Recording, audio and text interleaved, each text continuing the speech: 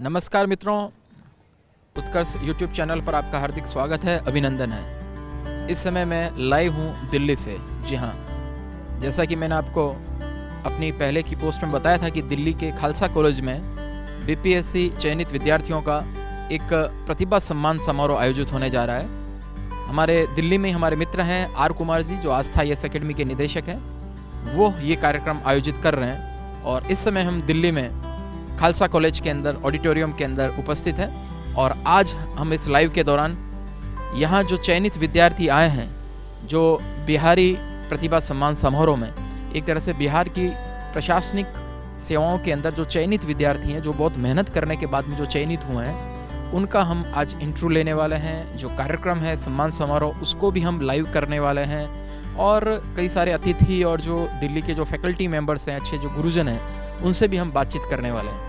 तो आप हमारे साथ आज लगातार बने रहिए। आपने जो क्वेश्चंस अपने कुछ पूछे थे, वो काफ़ी प्रश्न मुझे याद हैं, जो कम्युनिटी में आपने डाले थे, वो भी मैं प्रश्न चयनित विद्यार्थियों से पूछने वाला हूँ। और जाहिर सी बात है, आपको ये कार्यक्रम बहुत अच्छा लगेगा, मोटिवेशनल लगेगा और इस कार्यक्रम से आप भी प्रेरित होइए। और दिल्ली भाजपा के अध्यक्ष श्री मनोज तिवारी जी हमारे बीच में हैं और वो यहाँ पर पधार चुके हैं खालसा कॉलेज के अंदर अपने बिहारी लोगों को, बिहारी प्रतिभाओं का सम्मान करने, उनसे रूबरू होने के लिए। सर, सबसे पहले तो उत्कर्ष के यूट्यूब चैनल पर आपका हार्दिक स्वागत है, अभिनंदन है। बहुत धन्यवाद उत्कर्ष के यूट्यूब चैनल को देखने वाले सभी लोगों को। और निर्मल जी हमारे पुराने मित्र हैं। ये उत्कर्ष को जितना अच्छा चलाए, उत्कर्ष यूट्यूब भी अच्छा चलेगा। और मैं कोशिश करता हूँ कि प्रतिभा कहीं की भी हो, उस पर हमें गर्व करना चाहिए, उनको एक प्लेटफॉर्म देना चाहिए। और आप भी बहुत सारी प्रतिभाओं को रास्ता दिखाते हैं। और आज बारी है बिहार के उन प्रतिभाओं की जिनको हम लोग हमारे AK दुबे जी और दिल्ली के एक फोरम से उन लोगों को सम्मानित किया जाता है। उनको अच्छी कोचिंग दी जाती है और वो बाद में अपने अपने जीवन में उत्कर्ष की पराकाष्ठा तक जाते हैं। बहुत बहुत धन्यवाद सर। पिछली बार भी आपने BPSC के कार्यक्रम जो आपका प्रतिभा सम्मान था, उस समय भी मैं आपके साथ में था और अभी भी हम आपके साथ में हैं। बिहार में जो है बच्चे बोल रहे हैं कि पहले तो 5-10 साल तक रिजल्ट ही नहीं आता था और आजकल तो मैं खुद भी अचंभित हूँ, कितना धमाधम रिजल्ट आ रहा है 6-6 महीने के अंदर। ये मतलब परिवर्तन जो है, किस रूप में आप इसको मानते हैं और क्या इसके विशेष कारण आप मानते हैं? ये जानकारी मुझे पिछली बार जब AK दुबे जी और आर कुमार जी मिले थे तो उन लोगों ने दिया था, जो इस कार्यक्रम के पीछे हैं। देखिए, यही तो अंतर होता है, गवर्नेंस क्या है। मैं समझता हूँ जब से बिहार में हम लोगों की NDA की गवर्नमेंट काम कर रही है, ये कमाल का परिवर्तन है कि जितनी पीछे के जो बचे हुए हैं वो भी जल्दी जल्दी हो रहे हैं। और मैं समझता हूँ ये यही होना चाहिए था। अब तक नहीं हुआ, अब होगा, क्योंकि देश में मोदी हैं, बिहार में नीतीश हैं और इसलिए इस प्रकार के नए नए न्यूज़ हम सबको सुनाई दे रहे हैं। सर, नवचयनित प्रतिभाओं को जो है आप क्या कहना चाहेंगे? मतलब नेता और प्रशासनिक अधिकारियों के बीच में अक्सर कोई बात को लेके खींचतान चलती रहती है, तो आप जो नवचयनित प्रशासनिक अधिकारी है उनके लिए एक संदेश दीजिए कि कैसे वो बैलेंस बना के रखें। देखिए, ये देश दो पटरी पे चलता है, एक है ब्यूरोक्रेसी और एक है जो हमारी ये विधायिका, जो हम चुने हुए प्रतिनिधि होते हैं। और एक इन सब के ऊपर एक जगह है न्यायपालिका। तो न्यायपालिका की जरूरत तभी पड़ती है जब विधायिका या कार्यपालिका कुछ गड़बड़ी करती है, कुछ गलती करती है, विरोधाभास होता है। और जब तक ये दोनों पटरी पे एक समानांतर संविधान के अनुसार और गति के साथ अच्छी दिशा में नहीं चलेंगे, तब तक ये देश की प्रगति का लक्ष्य पूरा नहीं कर सकते। तो मैं समझता हूँ कि जो लड़के हमारे, जो भाई बहन अभी सेलेक्ट हुए हैं, मैं उनको यही बोलने जा रहा हूँ, और आप लोग भी जो लोग आते हैं सेलेक्ट होके, कि हमेशा कहते हैं ना कि एक व्यक्ति जो चाहे वही हो, फिर तो वो तानाशाही हो जाती है। इसलिए संवैधानिक रूप से, और संवैधानिक रूप से भी कई जगह तो संविधान भी कहता है कि आप मिल के करो। मिल के क्या करना है ये आपको डिसाइड करना है कि आप निगेटिवली जाना चाहते हो या पॉजिटिवली जाना चाहते हो। पॉजिटिव जाने का असर है कि इन बच्चों का भी इतना जल्दी जल्दी सिलेक्शन हो रहा है। बिल्कुल, बहुत बहुत धन्यवाद मनोज। के सिद्धार्थ सर हमारे बीच हैं, जगलपी के बहुत जाने माने वरिष्ठ प्राध्यापक। मैं आर कुमार जी से आग्रह करूंगा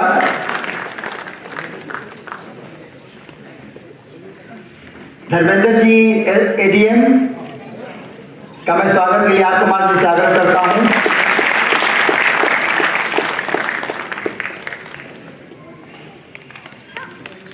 हमारे बीच सिद्धार्थ जी हैं, उनके लिए भी मैं आर कुमार जी से आग्रह करूंगा कि उनका भी स्वागत करें, क्योंकि आज हमारे विशिष्ट अतिथि मंच पर, मुझे लगता है कि इतने लोग हैं, कितने लोग का नाम लिया जाए। विशिष्ट अतिथि हमारे मंच पर के आगे भी पगली पंक्ति में भी बहुत बैठे हुए हैं, लेकिन समय के अभाव के चलते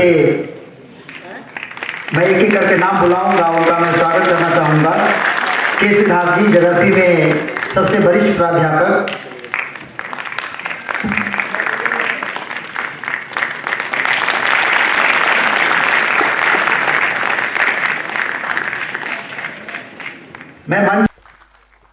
Thank you, sir. Next, I call on stage to speak. If I'm allowed to read out his introduction, I'm humbled after reading it. A strategic thinker, geostrategist, knowledge and perception management consultant, has been an advisor to several agencies, institutions, and governments. He has been a mentor of international repute, a distinguished thought leadership trainer, an earth scientist of international stature. May I call upon Shri K. Siddharth ji to address all of you.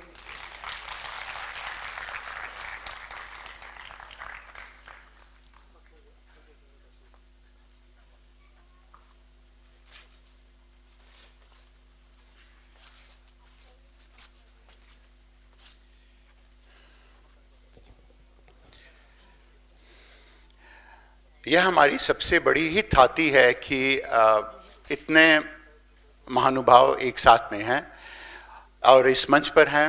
Manoj ji हैं, निर्मल जी हैं इस स्थान पर, जिन्हें हम जानते हैं, और ऐसे बहुत से लोग जिन्हें हम जानते नहीं हैं, जिनसे मेरा कभी साक्षात्कार भी नहीं हुआ है। उन सभी को मेरा सादर नमन। और उससे भी बड़ा जो भविष्य के निर्माता हैं आप लोगों के लिए, क्योंकि भारत का सारा भविष्य, इसकी थाती, इसकी सांस्कृतिक थाती, इसकी धरोहर आपके हाथ में अब आ जाती है। भविष्य को जिस रूप में परसेप्शन मैनेजमेंट के रूप में हमने देखा है, और 3 बाहर के मोरक्को, मालदीव से और मॉरिशस की सरकार के कभी एडवाइजर के रूप में हमने इसे देखा है, तो हमने यह देखा है कि यहाँ के जितने भी विद्यार्थी होते हैं उनमें प्रतिभा की मात्रा में कहीं भी कोई कमी नहीं आती है। शायद ऐसे प्रतिभाशाली विद्यार्थी पूरे विश्व में कहीं भी नहीं मिलते हैं। लेकिन मनोवृत्ति के संदर्भ में अगर हम बात करें तो मनोवृत्ति के संदर्भ में उनमें ऐसे बहुत सारे परिवर्तन लाने पड़ेंगे, ला सकते हैं, जिससे कि भविष्य उनके गोद में आ जाए। क्योंकि आगे आने वाले समय में आपकी ईमानदारी आपका सबसे बड़ा ब्रांड बनने वाली है। क्यों हम लोग इस समाज की ओर जा रहे हैं, जो समाज अब कंपल्सिव ऑनेस्टी की ओर जा रहा है। कंपल्सिव ऑनेस्टी का मतलब हो गया कि अब कोई बेईमानी करके, झूठ बोलकर, किसी भी तरह काम करके अब बच नहीं सकता है, क्योंकि सारा सोशल मीडिया आपका पीछा करेगा। सिर्फ इतना ही नहीं, आपकी सभी चीजें अब अकाउंटेबल होती है। आप कहां पर हैं, किसे आपने कॉल किया है, किसे नहीं किया है, आप किस अवस्थिति में हैं और किससे बात कर रहे हैं, ये सारी चीजें अब अकाउंटेड हो चुकी हैं इस पूरे पहलू पर। तो जब भी किसी भी विद्यार्थी को अगर सबसे अधिक ध्यान दे सकता है, तो वह दे सकता है कि वह समझे यह एक सर्विस है, यह एक सेवा है। सेवा एक भावना होती है। सेवा की भावना जॉब की भावना से बिल्कुल ही अलग होती है, और यही आपका ब्रांड होगा। आपका ब्रांड ही आपकी अस्मिता होती है, और आपकी अपनी अस्मिता को अक्षुण्ण बनाए रहना ही आपका धर्म होता है, वह कर्तव्य होता है। यही आपके हित में है, यही देश नीति है, और यही राजनीति भी होती है। अब आगे आने वाले समय में आप अगर ऐसा कर पाएंगे तो देश हमेशा आपके हाथों सुरक्षित महसूस करेगा, और हर कोई सुरक्षा ही चाहता है। आपने इतने कठिन परिश्रम से इस स्थान को लिया है आपने, और हम लोग हमेशा यह कामना करेंगे कि आपके सभी अरमान, आपके कभी भी सीने में चिता ऐसे सुलगते नहीं रहेंगे। आपकी तमन्ना की हर लकीर कभी भी धुंधली नहीं नजर आए, और आप एक ऐसा नाम करें जिससे आपके राज्य का, जिससे कि भारत की सहिष्णुता, भारत की विविधता, भारत की जो सभ्यता है और भारत का सॉफ्ट पावर स्टेटस है, वह पूरी दुनिया में उसका परचम लहराए। मेरी तरफ से सारी शुभकामनाएं आपके पास हैं।